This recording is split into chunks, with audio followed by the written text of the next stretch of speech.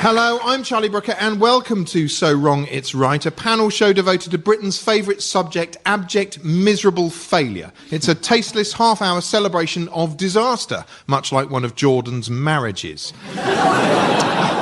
It is, of course, important that we all learn from mankind's past mistakes. They say those who cannot remember history are condemned to repeat it, although I can't imagine we'll ever have to go through the repeal of the Corn Laws again.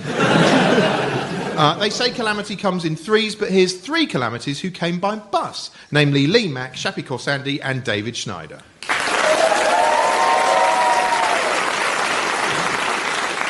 The first round is called Wrong Time, Wrong Place, in which my guests will be attempting to outwrong each other with stories from their own dismal lives. Now, some failures can be heartbreaking, namely heart failure, which is why this week I've asked them to share the worst thing they've ever done in pursuit of romance. Romance promotes the idea that only one human being on the planet is capable of bringing you true happiness. I consider myself extremely fortunate to have met that person. It's me.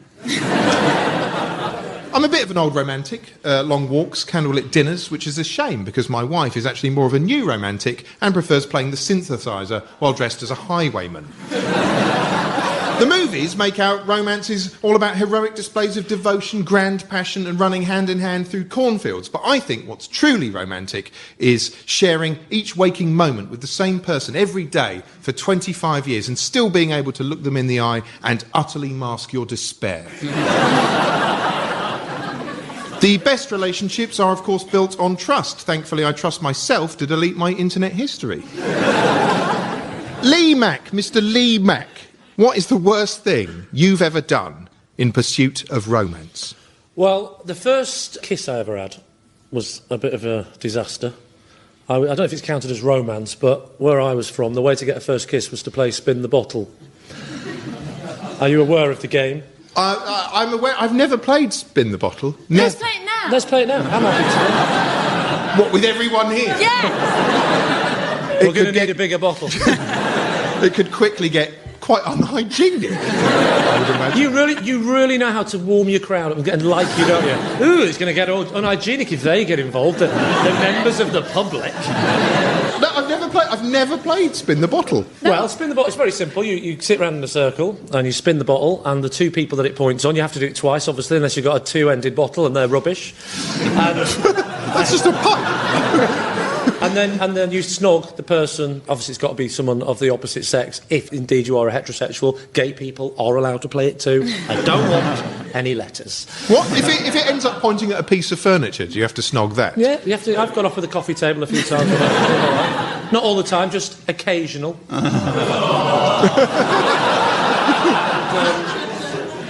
And so I spanned the bottle, and I'd never kissed a girl at this point, and I was very nervous, and it spins onto this good-looking girl that I fancied at the school. And I say school, it was about 6 months ago.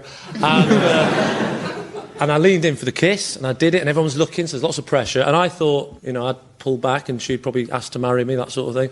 And as I pulled away from her, I realised there was something still in my mouth, and it was her bottom lip. No. And so basically I'd pulled away and somehow bitten her bottom lip and taken it with me. And what do you mean? No, wait, whoa. Hang on. I don't mean in a Mike Tyson sort of way. I don't mean that. When I say taking it away, I don't mean I was on the bus home. I mean, this all happened in a millisecond. I was centimetres away from her. Somehow was she like a cartoon character with a sort of rubberised face? Yeah, it sort of stretched right back. Was there a sound effect as well? And then I was mortified, but I thought, well, she won't mention it. And then she screamed, "He bit me!"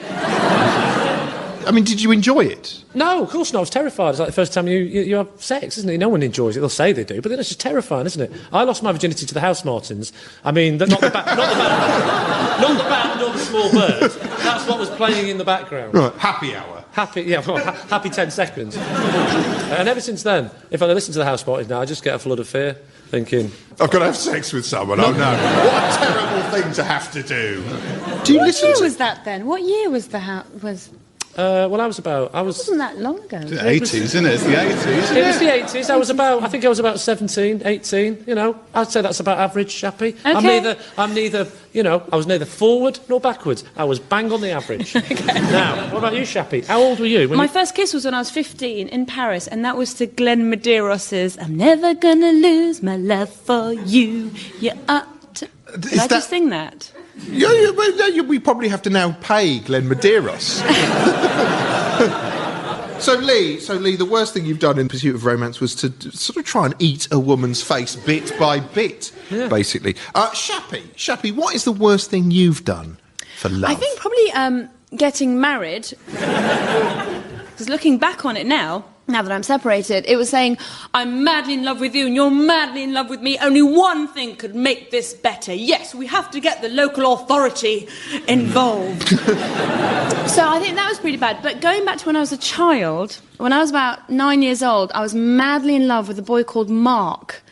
And I used to time my walk to school to coincide with him coming out of his house and continue the same walk to the same school. Not to talk to him, but in order to start walking really, really fast once he came out. Because I thought if he could see just how fast I could walk, he'd fall in love with me. Because, you see, I've got an older brother, and so I was praised for doing things like walking fast and backflips and wheelies and stuff. So I have to say this, I'm not proud of this, but more recently... You've done that? No. More recently, I've pretended that my child's not mine in Pursuit of Romance because... Alert social services. This cute guy in the supermarket said to me, is that your child? And I said, no, he came free with these 3 bottles of wine. Which is actually quite true, if you... You really unpack it, yeah. So, did it proceed from that point? No, he thought I was mental. It's because you don't want guys to straight away know that you're a single mum. You want to filter out weirdos. So I thought I'd be a weirdo and pretend that this kid in the kiddie bit of my trolley wasn't mine. I was just pushing him around. But you know, you do crazy things, like especially if you're on red wine. My husband, I can't believe he married me after this one night where I was so distraught because I drunk red wine, and I asked him out of all of my friends who he would sleep with if he had to. Ooh. And he answered honestly, right? So then we... and it wasn't you? We don't see my friend Katie anymore. David, what is the worst thing you've done? When I was I'd just gone beyond the walking away age to 12, 13. I was obsessed with this girl called Mary, who was the same age, and we used to go to the swimming pool a lot. And I remember once her and all her cool friends were sort of pointing at this thing that had dropped into the pool, and I thought, I was a good swimmer, I'll show off, I'll dive in and I'll rescue it for her. And I dived in, and it was only then that I realised it was a poo. It was a catastrophe. I came up, everyone was laughing. I had no... I went home and I asked my mum and dad if we could move. If we could... That's how I felt about it. But I feel better having shared it with you and the listeners. That's disgusting. That's a horrible story. Thank you. It really is. Thank you very much. And presumably you didn't then go on to impress her with any other sort of acts of daring do. No. That's quite... Yeah, it's a tragic story. So I'm deciding between Lee's lip-chewing spin-the-bottle accident, Shappy's fast-walking mess, but I think the point must go to David for his swimming pool heroics. Well done.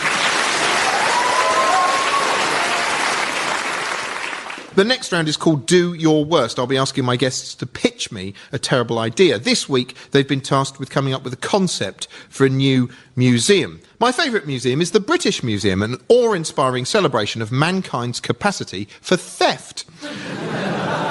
One of my favourite things to do in London is to go to the British Museum and stare at the mummies and guess whether they're divorced or not. Shappy Corsandi, what is your concept for a museum? I couldn't decide between a museum where you stuff people who killed animals either for business or fun, like sort of whalers, matadors, that kind of thing. And You then stuff them like taxidermy. yeah, kind of. And then the museum would only be open to residents of London Zoo or something. But then I thought that's a bit... The residents, you mean literally the animals? The animals, yeah. I'm now sounding like a vegan. I don't mean to. I like animal rights, but to a point. What's the biggest animal you'll eat? Well, this I'll is... tell you what, you know all the chat-up lines, don't you, Charlie?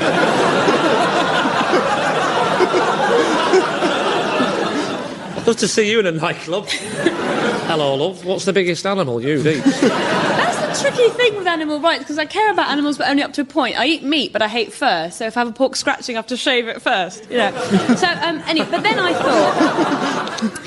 thought better than that would be a museum of weapons that had killed famous folk. Like you would have the guns that killed JFK, John Lennon, and then you could have the bit of ham that choked Mama Cass.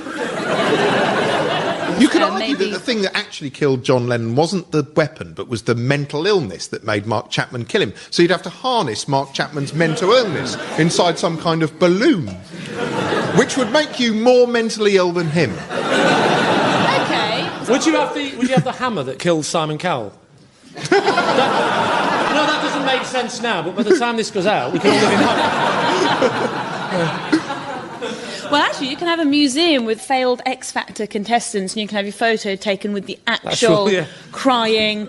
is it Wagner or... Wagner. Yes. So, David, what's your idea for a museum? My idea is the Museum of the Politically Incorrect, a sort of not PC world, if you like. Andy Gray and Richard Keys are the curator. I think you go in, there'd be a little black and white minstrel show playing the whole time. Everything that's non-PC. Maybe there's one of those street entertainers, like statue type person, but it's like a buxom lady in a short skirt, and if you put a little bit of money, she'll drop a pen and pick it up. You've got the John Galliano room where you can insult Jews. Used to be the Mel Gibson room, but you've got to move with the times. It'd be very hands-on, I think. There'd be the Top Gear room where you can taste if there is a difference between Mexican food and refried sick. All stuff that, we've forgotten about. A big fat gypsy wedding, that'll play as well. But it can all be outdoors, but with those massive heaters all the time, so it's environmentally unfriendly even in the summer. So it's a rather off-putting sort of place you're outlining. I disagree. I think it's therapeutic. What? Well, you could say that this is a place where you can go privately, it's confidential, and you can get it all out, and then you can come and you can be right on. It'll help us to be right on. So it's a sort of purging experience. Yeah. Mr. Lee Mack, what's your idea for a horrific museum? Well, I actually used to live near Forest Hill in London, and there's a museum there called the Horny Man Museum. And it's not pronounced like that. It is. Is it? It is called the Horny Man Museum, isn't it? Yeah. Thank you very much. All right. What do you mean, all right? Why do you trust them but not me? I'm a guest, Charlie. Look at you. Do you do that at home? If I'd have come round your house for a cup of tea and I'd have gone, Arsenal won the FA Cup in '79, you'd go, no, they didn't. And I'd gone, they did. You'd open the window and go, did they? And the passers-by go, they did. And you go, all right, I believe you. I don't trust you, Lee. I trust those lot outside. I wouldn't let you pass the door. The Horny Man Museum. Now, the Horny Man Museum is fantastic. It's like they've actually got stuffed seagulls. See things that you can see living outside your window any day of the week. Stuffed. It's a brilliant idea. Oh, look, a sparrow and a squirrel. They have them all in there, right? But the most famous thing is a walrus, right? They stuffed it, but they didn't know what walruses looked like in about 1901 or whenever the museum was built. So they had to guess at what shape the walrus would take once stuffed. So famously, the walrus is in the wrong shape, right? It's basically overstuffed. And so instead of being all like folds of skin, it's all stretched and like that. You can't see this, obviously, on the radio, but what I'm doing is I'm miming... Basically, imagine a walrus if it was parachute jumping. With the G-force on the face, so it's very stretched. Now, this is supposed to be a bad thing, it teaches kids the wrong, but I just think it's brilliant. I like the idea that we should have a museum where all the animals are stuffed incorrectly. And so that in the future, that, like in 50,000 years, people might look back and go, apparently this is what the animals used to be like 50,000 years ago. What, so you'd have, like, just a cat but with all its organs stuffed into its head. Yeah, I'm thinking you could have like a monkey holding a tennis racket and doing that thing that the poster, you know, is just scratching With the girl, bum and with she's the girl lifting lifting up the skirt. You know, Why you would could a monkey hedgehog on the back legs with his hands up again? You're not seeing this on the radio. Imagine a cowboy that's been shot by 10,000 arrows in the back. That's the look of the hedgehog. It sounds suspiciously like the Body Worlds exhibit. I don't know if you've gone to see that, yeah. but you know the Body Worlds exhibit where they've got the sort of dead people, and you think this is going to be educational. It's quite grisly. And then there's a room where it's just phantasmical creations they've done, like a sort of 20-foot guy. Or did I imagine this? No, I saw that. Yeah. But it's like a sort of guy riding a giant stallion and things like that. That's not education. That's just a sick man. That's why we want it, though, isn't it? We want it to be sick. I'd have owls and then give them rear view mirrors and then tell people in the future that owls didn't used to be able to turn their heads around. They're like the anti-Attenborough. Yeah, that'd be great, wouldn't it? I want to do a museum of gift shops. Basically, I think that would genuinely, I would go and see a museum that just curated all the things you can buy in the gift shops in other museums. I think that would be fabulously good, because it's the best bit. It is the best bit of a museum. OK, so Shappi, you came up with a museum of celebrity killing objects. Yeah, sorry about that. David, yours was non-PC world. I think the point is going to go to Lee for his museum of poorly stuffed creatures.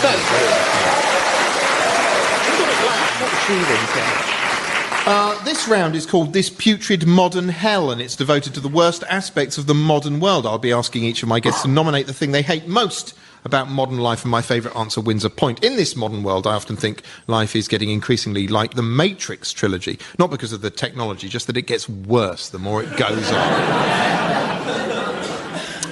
The internet has become so pervasive, there's even been an Oscar-nominated film about Facebook. I'm actually writing the screenplay for a movie based on Twitter. It's got a massive cast. I'm just trying to limit it to 140 characters. David Schneider, what annoys you most about the modern world? I think a long way ahead of everything else is the orange mobile phone ads in the cinema. I get very tense about them. I know they are meant to be funny, and yet they're not. It's like seeing a stand-up die over and over every time you go to the cinema. But that's gone now. That's gone now. They've got different ads now where they're out of the boardroom, and they're still not funny because it's always just before the film. That's what's frustrating. I have tried to avoid them because it frustrates me if someone laughs. If someone laughs, it could be a huge cinema. Someone laughs. I want to go, why? Why are you not? No, stop the film. Tell everyone what you thought was funny. Stand up and tell us. No, turn that film off. Turn it off.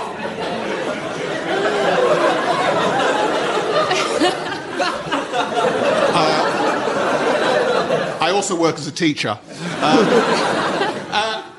But what's really confused me is the most recent one with Jack Black.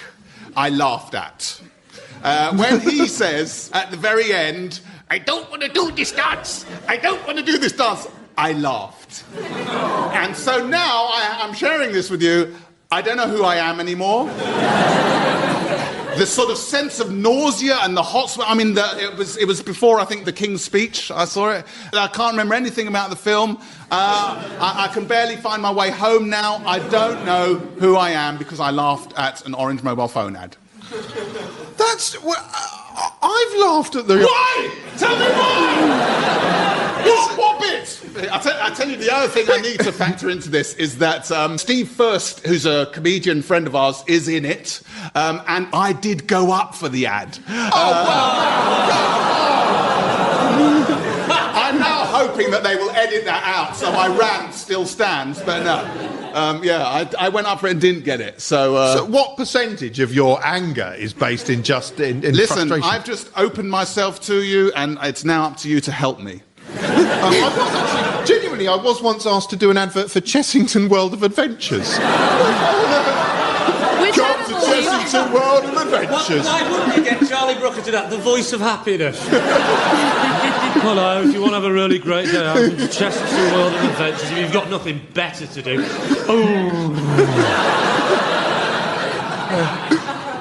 Lee, what enrages you most about modern life? Oh, well, I'll tell you, it's a good question, and I'll answer that immediately. I cannot stand this idea that in the last sort of 15, 20 years, that we are got to pretend now as British people that we're not sexually repressed. And places like Ann Summers and Asian Provocateur, which I hadn't even heard of until I had to go in at Christmas to buy my wife some knickers. And it's this idea that... Did you say Asian Provocateur? So I think you might have just hit on a fortune there. Did I say Asian? It sounded You like did to me. say Asian. I got a bit like, oh, hello, what's he going to say? I sat next to you, Shappy, it was a Freudian slip. I've not shopped there. We are British, we are repressed, it's the way it's always been. It's going to take a while before we're not, so let's not pretend that we're not, right? Yeah, try being Iranian. Oh, hey, listen, I've tried, I got booed off the stage.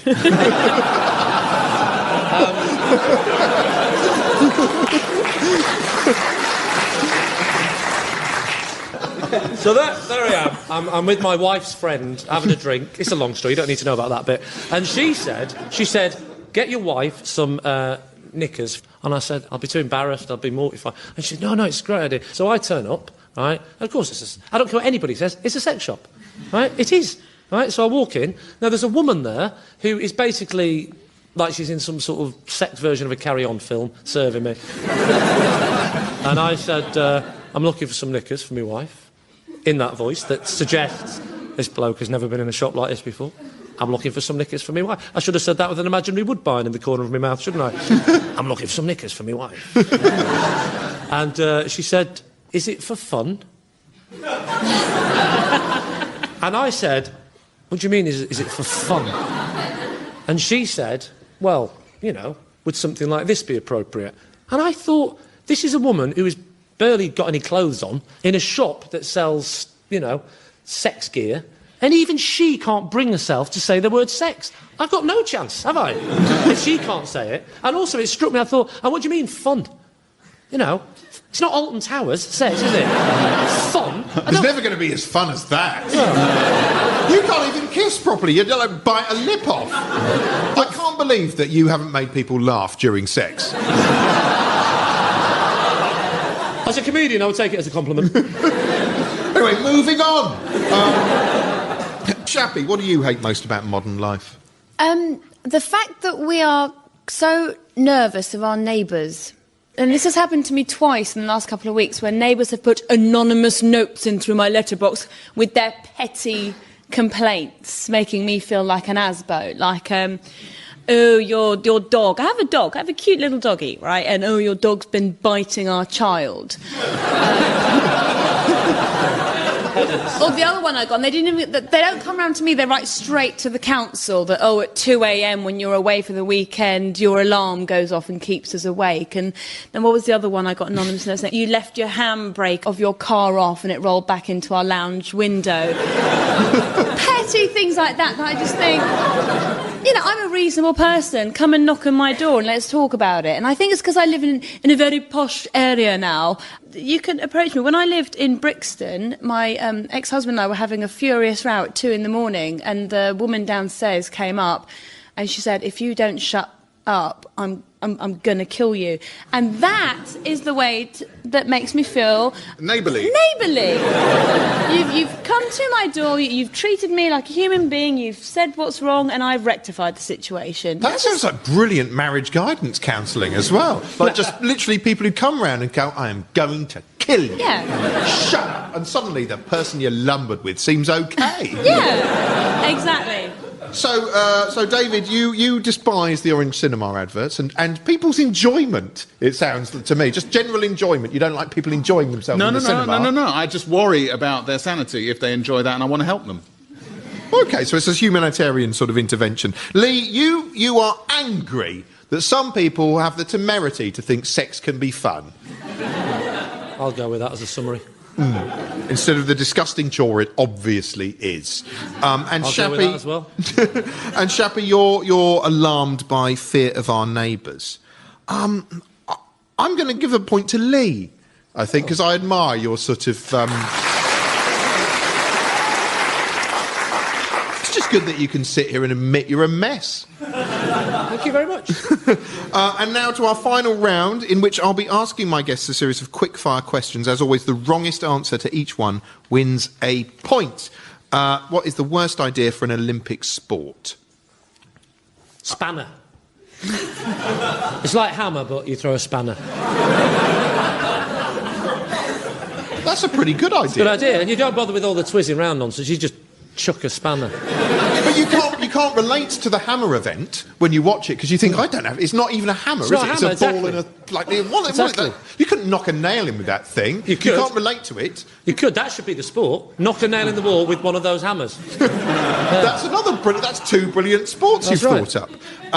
Yeah, I think as the Olympics are going to be here, we should have events that we are good at. We should have binge drinking, the 4x400 margaritas, for example. I'd like to see performance-enhancing drugs compulsory. That's what I like. I want to see a 3-second 100-metre before I die. I'd just like to see them have to bake and eat a gingerbread man on LSD. I would just watch that. That would be the most confusing sport. So I think that I like the idea of having to take performance-enhancing drugs. So I think a point to David. What's the worst title for a self-help book? That I'd like to write one called Slap Yourself Happy. How does that work? I don't know, I just think that if things aren't going your own way, do you ever get those times when you just sit at home and just hit yourself? Now In the that face. is fun. And if you get really good at it, you can use objects and just slap yourself. It's really fun. Are you having a breakdown? I think the worst title for a self-help book would be Help Yourself, because then that would encourage shoplifting. I'd like to bring one out for like these sort of like spiritual people, and I'm going to call it Karma is really spelt Luck. I have to say, I think that deserves the point. Well done, Chappie. That noise means we've reached the end of the show, making Lee Mack this week's worst contestant. Congratulations, Lee, you're officially so wrong you're right. Commiserations to David Schneider and Shappy Corsandi. Now go away.